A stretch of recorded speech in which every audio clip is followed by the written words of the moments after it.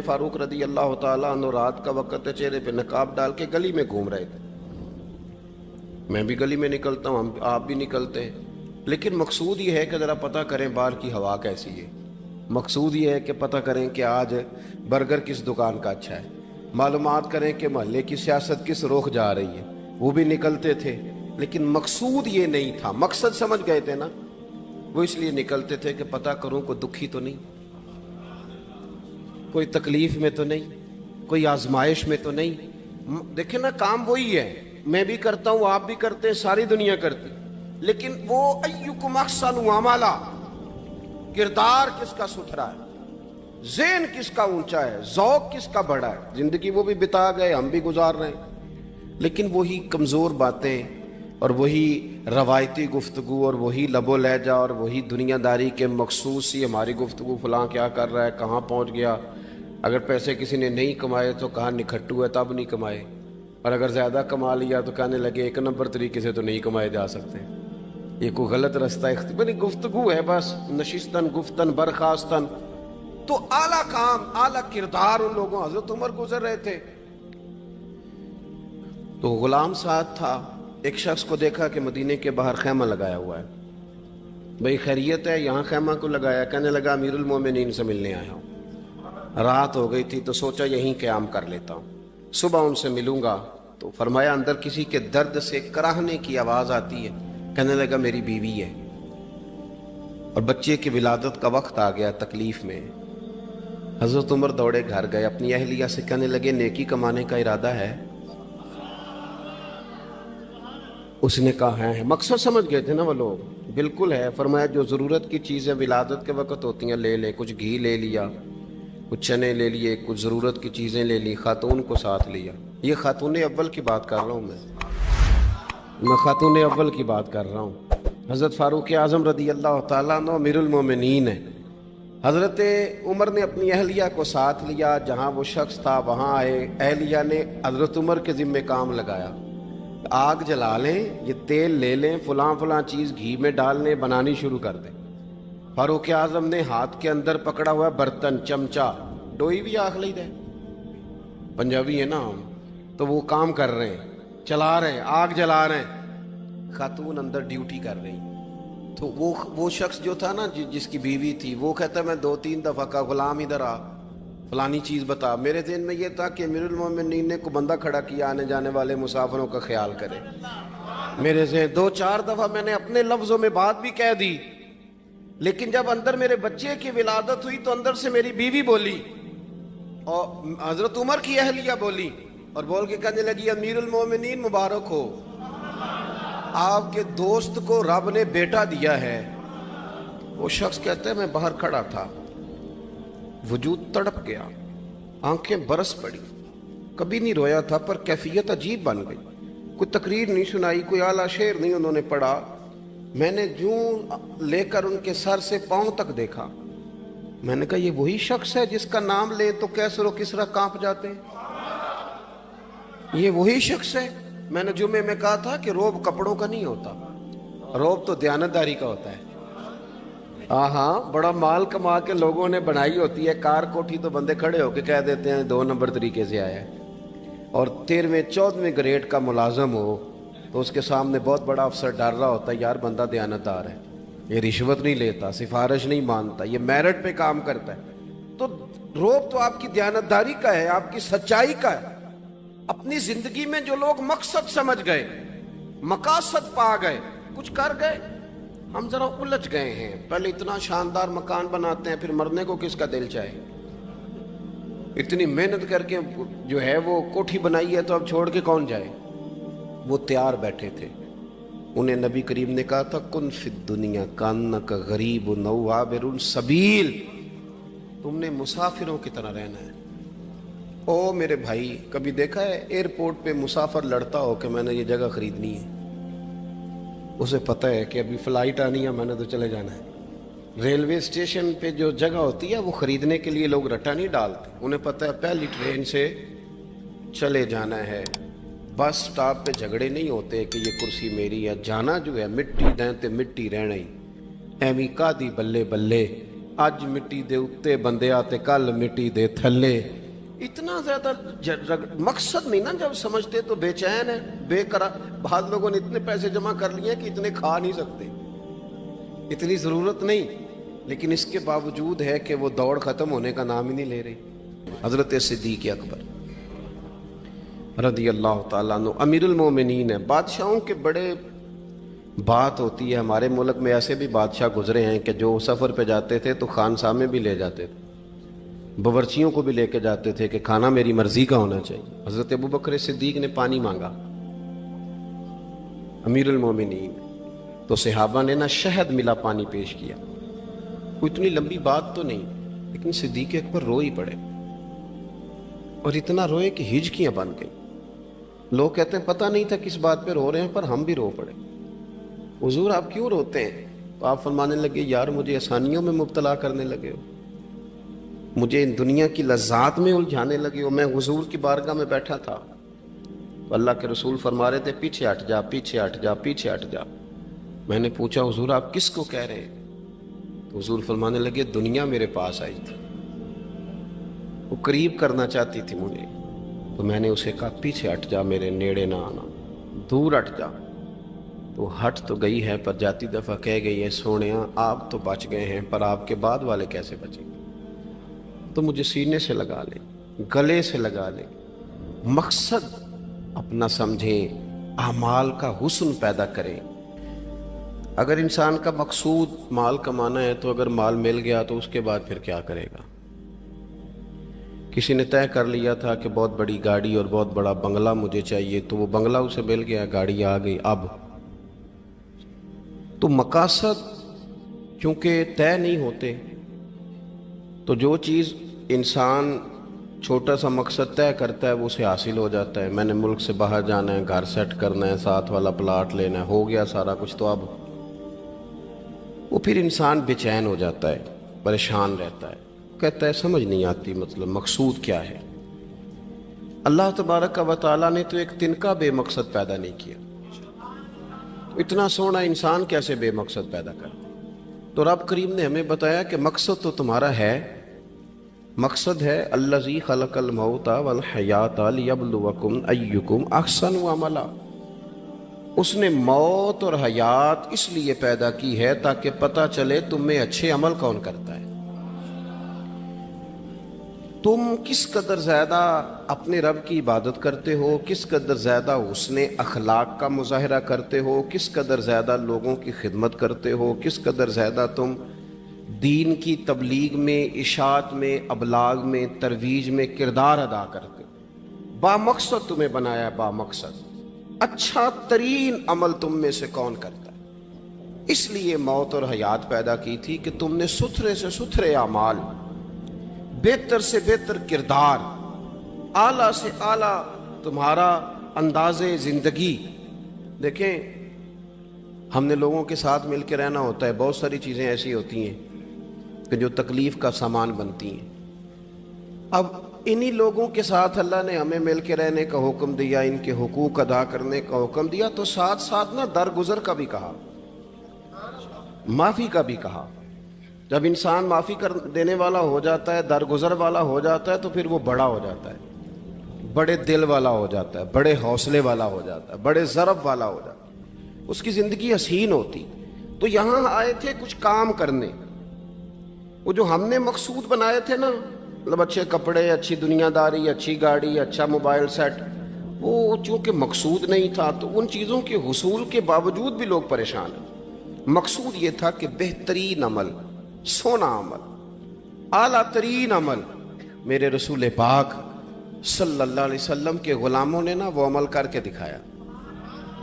आला तरीन मिजाज रखते थे और आला तरीन खिदमत, यानी लोग उनका किरदार देख के ना, किरदार और अमल देख के, हम तो लंबी तकरीरें करते हैं, बातें करते हैं, बड़ा कुछ बताना पड़ता है, लेकिन वो बस थोड़ा सा ना लोग उनके पास उठते बैठते थे, आते जाते। इतनी दौड़ है कि आगे बढ़ के और लेना है, और लेना है, हाल में मजीद का रट्टा, वो समझ गए।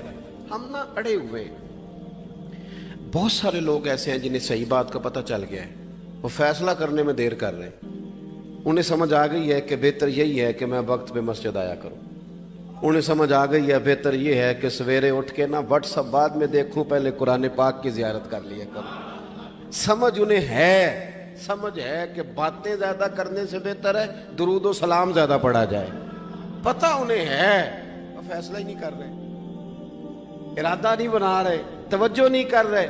جب بہت زیادہ بندہ دنیا داری میں الجھ جاتا ہے نا، بہت زیادہ، آسانیاں تو بندے کو جینے نہیں دیتی۔ پہلے انسان کہتا ہے کہ موٹر سائیکل ہو جائے نا تو چلو سفر آسان ہوگا، پھر موٹر سائیکل کہتا ہے ٹائر 2 ہیں، 4 ٹائروں والی ہو نا چلو مہران ہی ہو جائے خیر ہے، لیکن مہران میں بیٹھتے ہی اسے خیال آتا ہے کہ اس کی تو سیٹیں تنگ ہیں، پھر اس سے بڑی گاڑی چاہیے۔ یہ روز دوڑ ہے، بانج فقیروں کسے نہیں ماریا اے ہوئی چور اندر دا، یہ دوڑ ہے، یہ ختم۔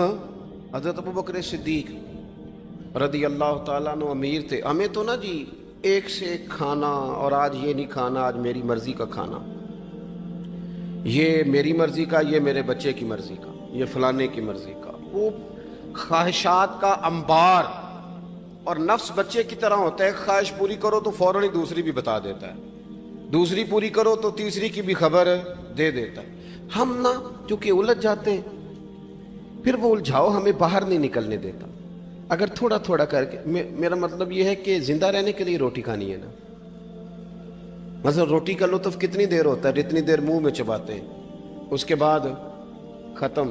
تو کپڑا تو پہننا تھا بدن چھپانے کے لیے، اس میں وہ کدھر سے آ گئیں ساری کہانیاں جو آج بن گئیں۔ اور اتنے میں نے عجیب و غریب نظام دیکھا ہے کہ نوجوان ہے، اچھا بھلا سیاںا آدمی، کپڑے اس نے تازے سلوائے ہیں، اور 99 لوگوں نے کہا ہے صحیح لگ رہا ہے، تو صرف ایک نے کہا نہیں ٹھیک لگ رہا، وہ پریشان ہو جاتا ہے، کہتے اب اس کا کچھ کروں۔ کیوں؟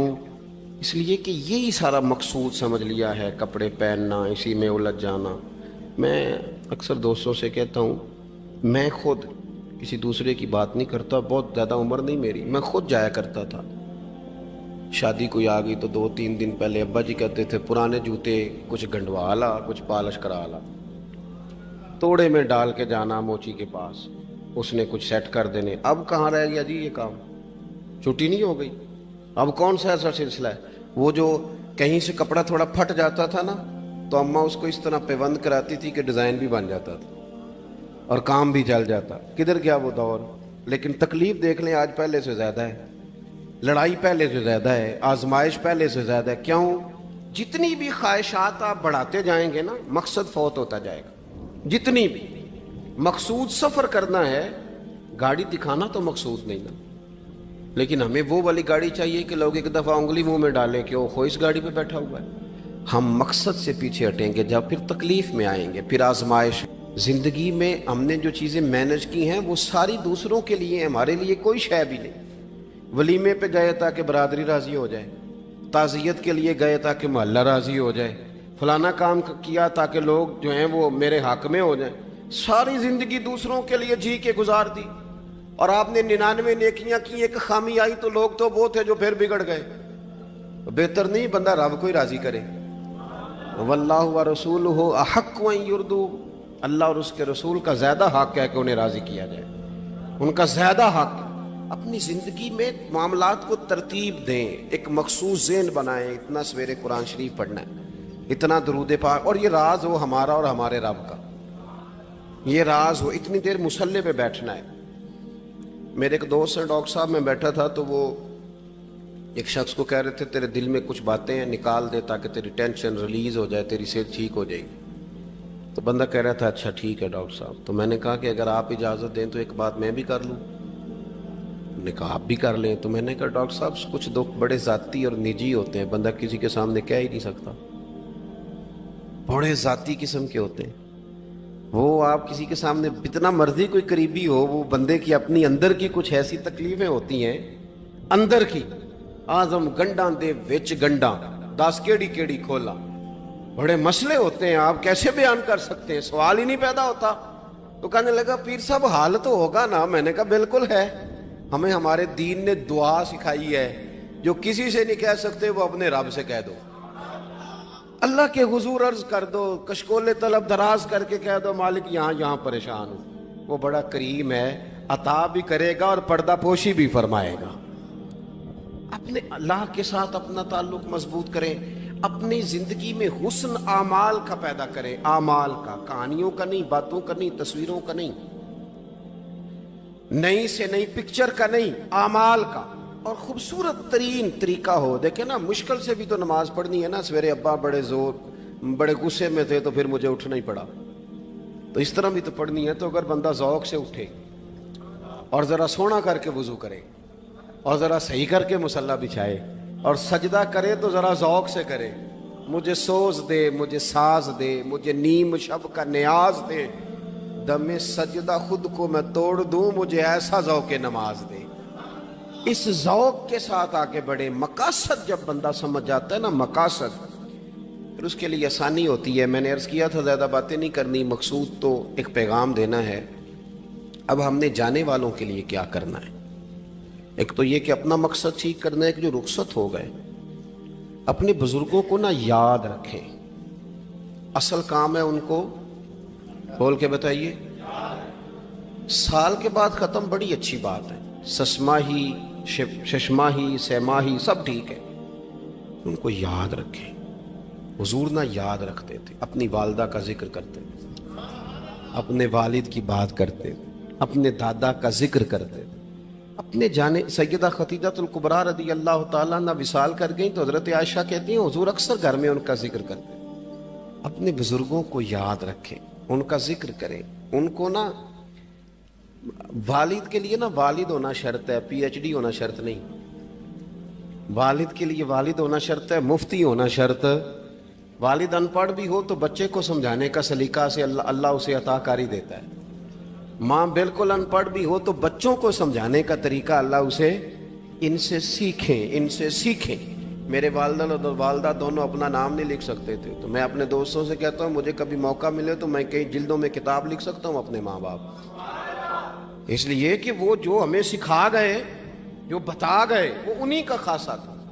تو اپنے ایک تو جانے والوں کو یاد رکھیں، دوسرا ان کے لیے دعا کریں تو درد سے کریں، سونی کر کے کریں، صحیح کر کے کریں، اکیلے بیٹھ کے کریں۔ دعا کا سب سے زیادہ تعلق آپ کے دل کی آواز کے ساتھ ہوتا ہے، اور جس طرز میں حضور نے ہمیں حدیث سکھائی ہے نا، اس رنگ میں کبھی آپ حدیث کو سیکھیں، سمجھے نا۔ حضور فرماتے ہیں جس طرح دریا میں ڈوبنے والا سہارا تلاش کرتا، دریا میں اسے کتنی کو جلدی ہوتی ہے، غوطے لگ رہے ہوتے ہیں، وہ اس طرح کا نہیں ہوتا کہ میں عصر کی نماز کے بعد پھر آؤں گا تجھے نکالنے، اس طرح تو نہیں نہ ہوتا۔ دریا میں ڈوبنے والا جس طرح کشتی سہارا تلاش کرتا ہے، حضور فرماتے ہیں اس طرح قبر میں جانے والا دعاؤں کا انتظار کرتا ہے۔ آپ نے دیر کر دی دعا مانگنے میں، ختم دلانے میں دیر کر دی۔ کت صبح و شام ہمہ وقت دعا، ابھی آپ آیتیں سن رہے تھے سورہ ابراہیم کی، اللہ نے نماز میں رکھ دی، ربنا اغفر لی وَلِوَالِدَيَّ وَلِلْمُؤْمِنِينَ يَوْمَ يَقُومُ الْحِسَابُ۔ ایک تو انہیں یاد رکھیں، خوب دعا کریں، اور دوسرا کوشش کریں کہ وہ جو نیکیاں کرتے تھے وہ نیکیاں بھی جاری رہیں، جن لوگوں سے ان کا اچھا تعلق تھا وہ تعلق بھی قائم رہے۔ یہ بھی کوشش کریں کہ ان کے لیے صدقات و خیرات کریں، اور قیمتی صدقہ دیں۔ قیمتی، میں بات ختم کرنے لگا ہوں، بس قیمتی صدقہ دیں، قیمتی۔ 15 تولے سونا گھر میں پڑا ہوتا ہے، قیمتی ہوتا ہے نا۔ کبھی کسی نے چوک میں بتایا کہ آج 15 تولے سونا میرے گھر میں پڑا ہے؟ بولو نا، لگتا ہے تو 10 چھڑنا ہے۔ اگر گھر میں 50 لاکھ روپے کیش پڑا ہو تو چوک میں گلی میں آ کے آپ بات کریں کہ گھر میں پیسے پڑے ہیں؟ کیوں؟ کہ وہ قیمتی ہیں، کوئی لے نہ لے۔ تو یہ جو 5000 مسجد دیکھ کے سارے محلے کو بتاتے ہو، یہ بھی صدقہ تھا، یہ بڑا قیمتی چیز تھی، یہ بتانے والا نہیں تھا، یہ تو نیکی تو قیمتی تھی۔ قیمتی چیز جو ہوتی ہے وہ تو چھپائی جاتی ہے کہ بتائی جاتی ہے؟ یہ جو بیٹیاں ہیں نا اسلام کی، مائیں بہنیں، یہ قیمتی ہیں، اس لیے اسلام انہیں کہتا ہے تم گلیوں اور چوکوں میں آنے والی نہیں، قیمتی چیزیں، قیمتی چیزیں گھر کے اندر رہا کرتی، تم قیمتی چیزیں ہو، تمہارا وجود قیمتی ہے، تم کبھی ماں ہو، کبھی بیٹی ہو، کبھی بہن ہو، کبھی بیوی ہو، قیمتی ہو۔ اس لیے تمہیں اسلام کہتا ہے کہ گھر کے اندر رہو گی تو تمہاری قیمت رہے گی۔ کچھ چیزیں ایسی ہیں جو چوکوں میں گلیوں میں پھیل جائے تو ان کی قیمت नहीं रहती, इसलिए तुम्हें कहा जाता है कि घर में रहो। ये जो तुम्हें चौकों में लाते हैं ये तुम्हें बेवकूफ़ करना चाहते हैं, बेकीमत करना चाहते हैं।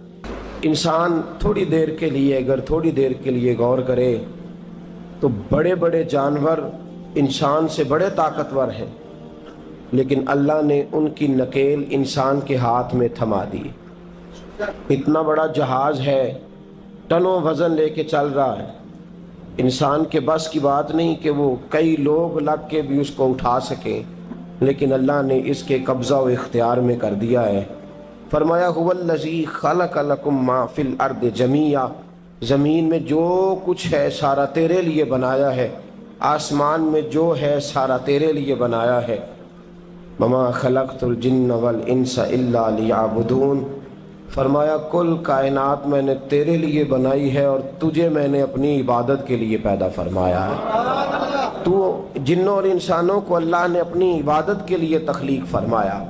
मकसद ज़िंदगी, मकसद तख्लीक, दुनिया में आने का मकसद अव्वली और मकसद आखिरी अल्लाह की इबादत, अल्लाह की मार्फत, अल्लाह की तरफ तवज्जो, अल्लाह की तरफ रुजू, यही एक मकसद था इंसान के आने का।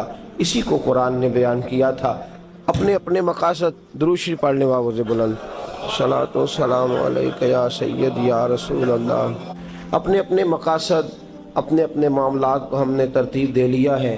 सुबह से शाम तक के मामलात सारे के सारे हमारे ज़ाती, निजी और हमारे अपने बनाए हुए मकासद के तहत गुजर रहे हैं। हालांकि रब्बे करीम ने फरमाया कि इंसान, मैंने तुझे अपनी इबादत के लिए बनाया है, अपने लिए तुझे बनाया है, तू मेरी बारगाह में सजदा रेज़ हो, तू मेरी बारगाह की तरफ तवज्जो करे, तू मेरे लिए तस्बीह पढ़े, तू तहलील के जुमले बोले, तू तकबीर कहे, तू मेरे महबूब पे नाज़िल होने वाले कुरान की तिलावत करे। तुझे तो इसलिए बनाया था। इबादत का माना याद रखिएगा, इबादत का माना फ़कत नमाज पढ़ना नहीं, इबादत का माना सिर्फ नमाज पढ़ना नहीं। नमाज इबादत का एक जोज़ है, नमाज इबादत का एक हिस्सा है।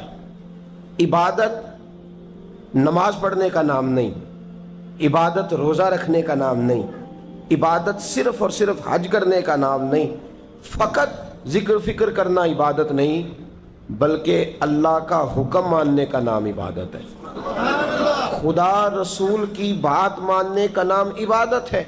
जहाँ जाने का खुदा हुक्म दे वहाँ चले जाओ, ये इबादत है। जहाँ जाने से मना कर दे वहाँ कभी ना जाओ, ये इबादत है। अगर नमाज पढ़ने का नाम ही इबादत होता तो फिर फजर की फजर के वक़्त क्यों पढ़नी पड़ती, फिर ज़ोहर ज़ोहर में ही क्यों फ़र्ज होती, फिर असर का वक़्त मगरिब में जाके क्यों ना शुरू किया जाता, फिर इंसान की मर्ज़ी थी जब पढ़ लेता। फरमाया नहीं, इबादत मेरी है, असल मेरी इताअत है। मैं जब कहूँ कि ये फजर का वक़्त है तो तुझे फजर मान के पढ़ना, जब कहूँ ज़ोहर का वक्त है तो ज़ोहर मान के। हमने इबादत को मखसूस कर दिया। मस्जिद में चले जाना, नफल पढ़ लेना, कुछ देर कुरान शरीफ पढ़ लेना, कुछ देर अल्लाह की इबादत कर लेना, कुछ देर जिक्र अज़कार कर लेना, इसका नाम इबादत है। और बाहर निकल के बेशक झूठ बोले, बाहर निकल के बेशक गीबत करे, बाहर निकले और कम तोले, बाहर निकले और अपनी मन मर्जी करे, तो ये इबादत नहीं। इसलिए कि हम उस खुदा के मानने वाले हैं जो सिर्फ मस्जिद में नहीं होता, बल्कि जलवा तेरी ज़ात का कू बकू है। मैं जिधर देखता हूँ उधर तू ही तू है। हमारा खुदा सिर्फ मस्जिद में नहीं है, अल्लाह हर जगह है। जे मैं तेनू अंदर जाना फिर मुकय्यद जाना, जे मैं तेनू बाहर समझा अंदर कौन समाना। अंदर भी तूए बाहर भी तूए, विच बुल्ला कौन नुमाना।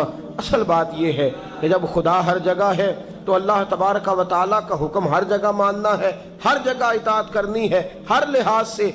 रब की बात मानने का नाम इबादत है, अल्लाह की, उसके रसूलुल पाक सल्लल्लाहु अलैहि वसल्लम की बात मानने का नाम, तवज्जो है आपकी मेरी बात पे। इबादत का मफहूम समझिएगा, इबादत का मफहूम समझिएगा। हमारा वो दीन नहीं जो पंडितों, जोगियों, राहबों का मजहब है कि जंगलों में निकल जाओ, तस्बीह ले लो, मैं खटकता हूँ दिल आलम में कांटे की तरह, और तू फ़कत अल्लाहू अल्लाहू अल्लाहू। ये मजहब नहीं।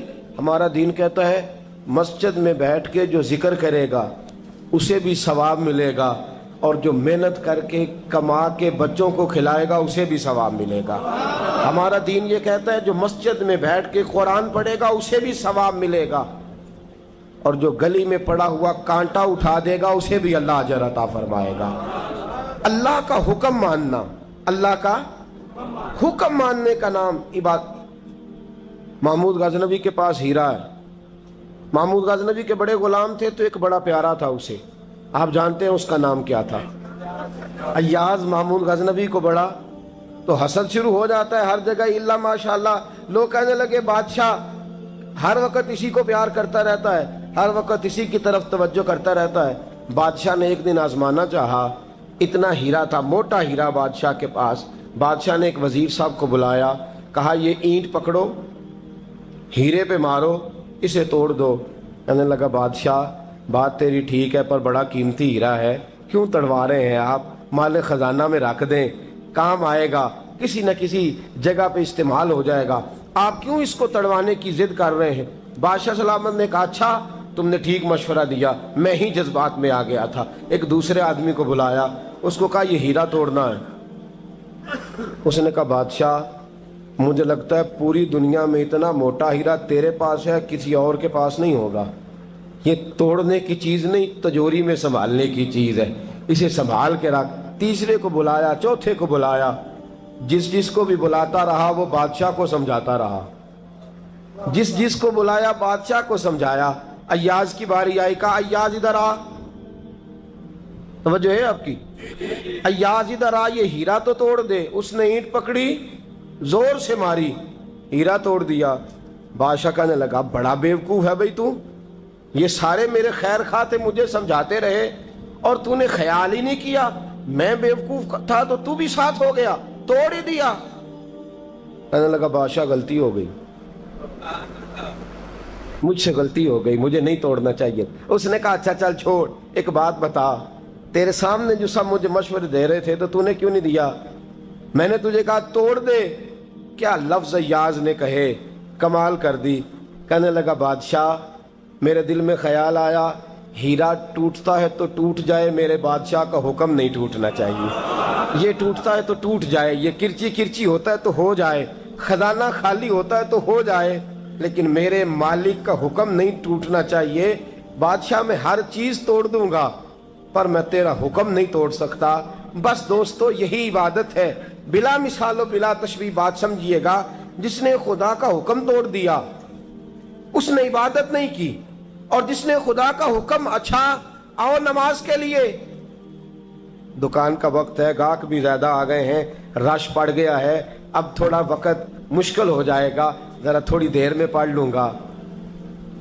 ہیرا ٹوٹتا ہے تو ٹوٹ جائے، گاہک آنے کا سلسلہ ٹوٹتا ہے تو ٹوٹ جائے، روزی آنے کا سلسلہ ٹوٹتا ہے تو ٹوٹ جائے، مسلمانوں خدا کا حکم نہیں ٹوٹنا چاہیے، رسول اللہ کا فرمان نہیں ٹوٹنا چاہیے۔ میرے رسول پاک صلی اللہ تعالی علیہ وسلم کا اقبال نے کیا کہا؟ کہنے لگا اے طائر لاہوتی، اس رزق سے موت اچھی جس رزق سے آتی ہو پرواز میں کوتاہی۔ کہا خدا کا حکم نہ توڑ بیٹھنا، اور عبادت بھی جس کو اللہ کہہ دے وہ عبادت ہے۔ ایک بندہ زوال کے وقت نماز پڑھنے کھڑا ہو جائے تو ہو جائے گی، کیوں؟ نماز نہیں پڑھ رہا؟ اچھا میں آپ کو روایت سناتا ہوں، شیر خدا مولا کائنات حضرت علی المرتضی رضی اللہ تعالیٰ عنہ فرماتے رسول پاک صلی اللہ علیہ